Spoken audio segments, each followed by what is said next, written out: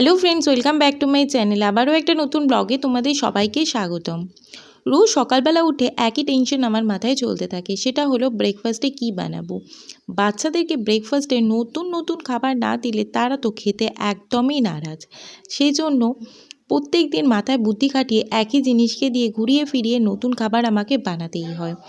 তো আজও তার অন্যথা হয়নি। হুট করে আমার বাবা বলল যে কত বেলা হয়ে গেল, আজকে ব্রেকফাস্টের জন্য আলাদা কিছুই নেই, না আছে ছাতু, না আছে পাউরুটি, না আছে মুড়ি, না আছে রুটি। তো কি বানাই? তড়িঘড়ি করে নেমে গিয়ে হাতে একটা আলু নিয়ে রান্নাঘরে ঢুকে পড়লাম। এবার আলু নিয়ে রান্নাঘরে ঢোকার পর ভাবতে লাগলাম যে ওই আলুটা দিয়ে আমি করব কি।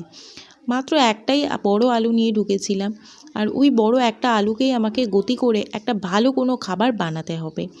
সেই জন্য তাড়াতাড়ি একটা গ্রেটার দিয়ে আলুগুলোকে ভালো করে গ্রেট করে নিলাম। একদম ঝুরি ঝুরি আলু ভাজা যেভাবে কাটে না, সেভাবেই গ্রেট করে নিয়েছিলাম। তারপরে জল দিয়ে দুবার তিনবার সেটাকে কচলে কচলে ধুলাম। যখনই কখনো আলুকে এভাবে ঝুরি ঝুরি করে কাটবেন না, তখন এটাকে ভালোভাবে ধোয়াটা খুব জরুরি, কারণ এক্ষেত্রে আলু থেকে প্রচুর পরিমাণে স্টার্চ বেরোয়।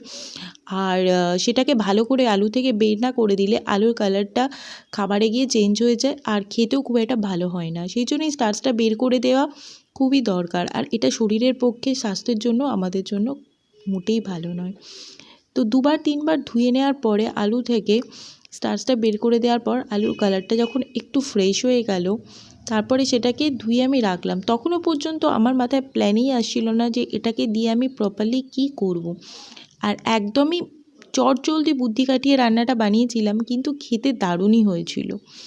তো এই জন্যই আস্তে আস্তে করে আলুগুলোকে বাছছিলাম, আর ভেবেই যাচ্ছিলাম যে এর মধ্যে কি দেব।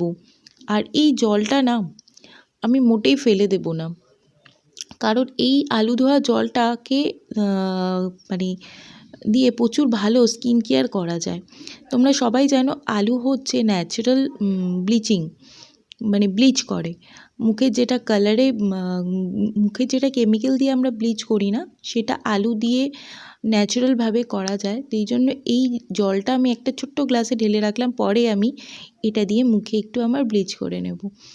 আর ওই জায়গাটা ছোট হচ্ছিল, সেই জন্য এই জায়গাটা থেকে জলটা ফেলে দিয়ে এই জায়গাটাকে এগেন আমি নিয়ে নিলাম। আলুগুলো আমি এর মধ্যে দিয়ে তার মধ্যে এবার দিয়ে দিলাম একটুখানি পরিমাণে ময়দা।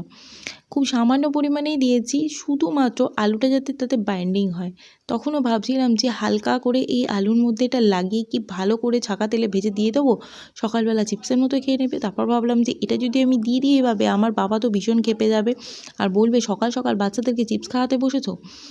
আর শুধু যে বাচ্চারা খাবে তা তো নয়, আমরা বড়রাও তো খাবো। তো এবার কি করি, তাই জন্য এর মধ্যে একটু সামান্য নুন দিলাম, আর ময়দাটাকে দিয়ে যেমন করে আটা মাখে না, সেভাবে একটা ডো বানালাম। একটু সামান্য থকথকে বানালাম, মানে যাতে তুলে আমি এটাকে প্যানে দিতে পারি। আর একটা শুকনো শুকনো লঙ্কাকে ওর মধ্যে আমি কেটে দিয়ে দিয়েছিলাম, যাতে বাচ্চাদের ঝালও না লাগে আর আমাদের মুখে পড়লে একটু একটু ঝাল লাগে।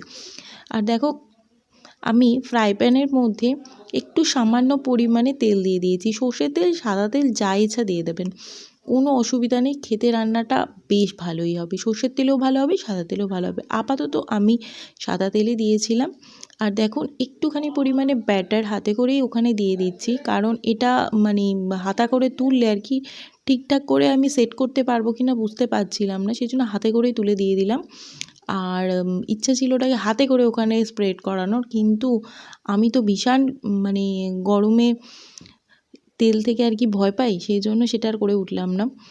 কারণ এই রকম থকথকে ব্যাটার যদি হাতে করে স্প্রেড করা যায়, তবেই সেটা ভালোভাবে স্প্রেড হয়। চলো, স্প্রেড করার পর এটা এরকমই দেখতে ছিল। মোবাইলে ব্যাটারি কম থাকায় পুরো ভিডিও তুলতে পারিনি, আর রান্না হয়ে যাওয়ার পর এটাকে এমন দেখতে হয়েছিল, আর পুরোপুরি খেতে পুরো প্যানকেকের মতোই লাগছিল। চলো টাটা, আবারও একটা নতুন ব্লগে দেখা হবে, টাটা।